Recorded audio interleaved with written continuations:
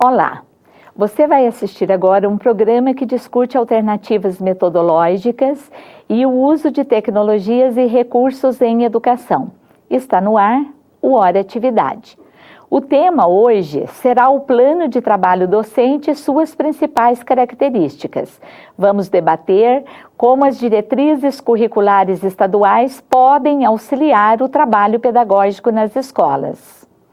Para tratar deste tema, recebemos a professora Maria Eneida Fantin, da Divisão de Currículo do Departamento de Educação Básica. O professor Benjamin Pérez Maia, coordenador da Coordenação de Apoio à Direção e Equipe Pedagógica. E o professor Ademir Aparecido Pinelli Mendes, coordenador do Departamento de Educação Básica. Obrigada pela sua participação no Hora Atividade de hoje. A forma de sistematizar esse planejamento dentro da escola, professora Eneida, no que nós chamamos de plano de trabalho docente, como é que ele pode auxiliar o professor na mudança da sua própria prática em sala de aula? Então, eu acho que assim, a questão da nomenclatura seria bom que a gente falasse um pouquinho sobre isso, porque tradicionalmente a gente vem chamando na escola de planejamento um trabalho que o professor faz muito solitariamente, pensando nos conteúdos da sua disciplina, no jeito que ele vai dar essa aula, né, na sua metodologia de ensino, nos seus instrumentos de avaliação, mas esse é um trabalho solitário que vinha acontecendo. Desde 2003, eu acho que com as discussões da CADEP, essa concepção de planejamento se ampliou muito, né? Então, o planejamento é um processo de discussão que envolve todos que participam da escola, professores, alunos e tal, que vai redundar em alguns documentos, né? E aí daqui a pouco podemos falar um pouco mais sobre isso, mas a questão do marco situacional da escola, levantando, diagnosticando problemas, e tudo isso só faz sentido se lá no plano de trabalho docente o professor mudar a sua prática para resolver aquilo ali, né? Então, quando a gente pensa que a escola tem que ser pensada coletivamente, a sala de aula tem que ser pensada coletivamente, e você lembrou o conceito de planejamento, que planejamento é uma reflexão, mas que ela se sistematiza no plano de trabalho docente. Que elementos a gente teria que pensar que deveria compor esse plano de trabalho docente, professor Benjamin? De que compõe? Olha, o que nós estamos discutindo é que, para nós fazermos um plano, primeiro é a organização mesmo do grupo, da disciplina, né? Sentar e pensar quais conteúdos que nós vamos estar colocando nesse plano. Né? E esse conteúdo com base nos conteúdos estruturantes das nossas diretrizes. A partir daí, dos conteúdos da estruturante, nós vamos ver os conteúdos específicos que cabem, né, a cada uma das disciplinas que temos, né, discutido já com os professores durante o período da elaboração das próprias diretrizes. Então, se o plano de trabalho docente tem como um dos seus pontos de partida pensar quais são os conteúdos estruturantes, professora Eneida, o que é mesmo conteúdo estruturante dentro das diretrizes curriculares estaduais? Você poderia explicar um pouquinho para nós o que seriam os conteúdos estruturantes? Tá. Eu vou falar assim uma concepção mais geral. E é bom frisar que para cada disciplina, os conteúdos estruturantes eles têm algumas conotações específicas.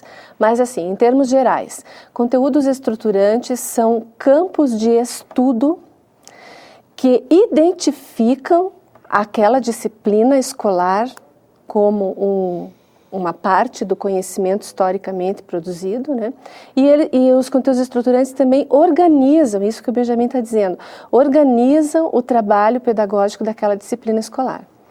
Então, por que há especificidades? Porque disciplinas que tem lá na academia uma ciência de referência e tem isso de uma forma forte, tradicionalmente, na sua história, Por exemplo, a física, tem lá a física na academia, que é a sua ciência de referência. A geografia escolar, tem a geografia na academia. Então, a relação da história dessas disciplinas vai nos dar os conteúdos estruturantes. Isso não é tão simples assim, por exemplo, para a língua portuguesa, para a língua estrangeira, para a educação física. Então, essas disciplinas, os conteúdos estruturantes já são, na verdade, práticas que também organizam, identificam e trazem nessa concepção de conteúdo estruturante uma proposta teórico-metodológica, porque eles não são um dado histórico a priori. Eles são uma seleção. Então, eu queria voltar ao professor Benjamin, né, para a gente, então, explicitar melhor isso para o professor, que, então, para ele poder compreender que o plano de trabalho docente parte dos conteúdos estruturantes, isso requer que o professor tenha feito um estudo tanto individual quanto coletivo na sua área de conhecimento ou na sua disciplina, para ele localizar com maior acerto e com maior facilidade os conteúdos que irão compor, então, o plano de trabalho docente. Qual seria outro elemento, então, deveria compor o plano de trabalho docente? Olha, Madi, inclusive antes de falar até do outro elemento, acho que é importante nós falarmos assim do resgate da importância do professor na sua formação, né? Porque nós tivemos um período onde que isso não esqueceu-se a formação do professor e falaram-se tanto em outras situações, em outros conteúdos ou transversais, etc., que não eram do conhecimento do professor. E agora nós estamos mesmo trabalhando com o professor no seu conhecimento, na sua formação básica, onde ele, a partir dos conteúdos estruturantes e o específico, nós vamos trabalhar também os objetivos, mas não aqueles objetivos que nós tínhamos, que nós colocávamos, esse conteúdo tem objetivo, não, qual é o objetivo desse conteúdo mesmo? O que eu quero com esse conteúdo? O que eu vou fazer? Onde eu vou chegar? Qual é o resultado a ser atingido com o aluno? Que é o conteúdo que eu estou trabalhando, eu preciso ter um objetivo onde eu quero chegar. E se nós vamos chegar nesse objetivo, hoje, como nós vemos tantos problemas com nossos alunos do sistema de ensino e aprendizagem, então eu preciso estar pensando se eu tenho objetivo, se eu estou atingindo o objetivo. Então, quando a gente pensa na questão dos conteúdos, você está afirmando que a gente também tem que pensar no objetivo, que é um ponto de chegada. Com certeza. Professor Ademir, a mediação que ocorreria, que é o outro elemento do plano de trabalho docente, entre os conteúdos e os objetivos, que é o ponto de chegada, é a questão do desenvolvimento metodológico ou da metodologia. Você pode conversar um pouquinho com a gente sobre a questão da metodologia? Veja, partindo do conceito de conteúdo estruturante, né, que o professor, e aí nós, e cada professor de sua disciplina, né, tem lá nas diretrizes curriculares uma série de conteúdos estruturantes que para cada disciplina se organizam e permitem, de uma forma, e permitem ao professor fazer os seus recortes, né, e aí está a autoria do professor no plano de trabalho docente de fazer recortes de conteúdos específicos, né, e pensar dentro disso que o Benjamin disse, o para que ensinar esse conteúdo, com que objetivo, o que justifica eu ensinar isso para o meu aluno, né, vai exigir do professor recursos metodológicos que permitam ele atingir esses objetivos ou chegar a desenvolver de fato o que se pretende no conteúdo. Sem que com isso, e aí acho que é uma coisa importante, sem que com isso a aula se torne conteudista. Ou seja, de fato o conteúdo e a metodologia é uma mediação para o conhecimento. A aula ela não tem, né, ou o conteúdo e a metodologia não tem objetivo em si mesmo. Não é o conteúdo pelo conteúdo. É o que a gente quer produzir ao trabalhar esse conhecimento ou esse conteúdo específico. Então, quando você faz uma análise dizendo que, a partir dos conteúdos estruturantes, da identificação dos conteúdos específicos, que ele tem o seu recorte teórico dentro de cada disciplina, você apontou também que tem que responder a duas questões fundamentais. O porquê tem que aprender esses conteúdos e o para que aprender esses conteúdos. Ao apontar essas duas questões, você aponta também que tem que pensar a questão dos recursos metodológicos que o professor utilizaria. Quais seriam esses recursos? Então, eu penso que nos últimos anos a escola foi equipada, né? Embora talvez num ritmo assim que a gente gostaria que fosse mais rápido, mas a escola recebeu a biblioteca de literatura universal, recebeu a biblioteca do professor, equipada com o laboratório de informática, enfim, esses recursos todos estão à disposição do professor e eles devem ser mobilizados, né? Porque não adianta os livros ficarem lá nas prateleiras, os computadores trancados a 7 chaves sem uso nenhum. Então, seja software, seja acesso mesmo a notícias da internet, a leitura desses livros, sempre muito importante, o professor precisa mobilizar tudo isso, mas nunca diminuir a sua importância, né? Porque ele é o comandante disso tudo, para a construção do conhecimento. Acho que o professor é o autor da sua aula, né? E é isso que importa. E esse autor da sua aula vai usar, né, de todos os recursos possíveis e disponíveis, às vezes não são tantos, mas se ele usa aqueles que ele pelo menos tem, para não usar sempre o mesmo recurso, que é o professor, a fala e o giz, né? Certo. E os nossos alunos estão acostumados com uma sociedade bastante interativa, então é importante que o professor utilize, por exemplo, o livro didático, né? Os livros didáticos que ele tem à disposição, para quê? Para a construção do conhecimento, não como uma bíblia, como um livro único, mas mais um livro, isso é importante. E como mais um elemento do planejamento, a avaliação, como é que ela se situa no contexto do plano de trabalho docente? Professor Benjamin. Esse é um momento bastante importante também, né, dentro do nosso plano de trabalho docente, que na realidade é o critério que nós vamos estar utilizando em cada um dos conteúdos. O que eu quero com esse conteúdo, o porquê desse conteúdo, onde eu quero chegar, o que eu preciso avaliar, qual é a importância dele, a base para o aluno aprender e na realidade o professor observar mesmo. Né? Quais os critérios a serem utilizados em cada conteúdo que ele está colocando dentro do plano de trabalho docente. E esses critérios, hoje nós temos grandes problemas, porque muitas vezes alguns colocam e não sabem nem o porquê colocou.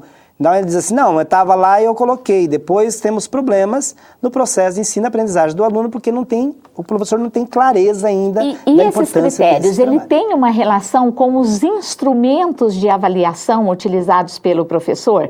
Porque, por exemplo, quando a gente fala em avaliação, ainda tem muito uma ideia de que a avaliação está ligada à prova. Então, quais os instrumentos de avaliação que devem aparecer num plano de trabalho docente discutido coletivamente com os colegas daquela disciplina? Bom, aí nós temos diversos, né, que nós podemos estar colocando, né? Olha, hoje nós temos as discussões, né, seminários, que nós podemos colocar como um critério, pesquisas com nossos alunos, trabalhos em grupos com o aluno, avaliação individual, claro que existe, mas não daquela forma, simplesmente que eu faço uma prova e o aluno não saiu muito bem na prova e eu passo de novo, continuo o conteúdo como se nada tivesse acontecido.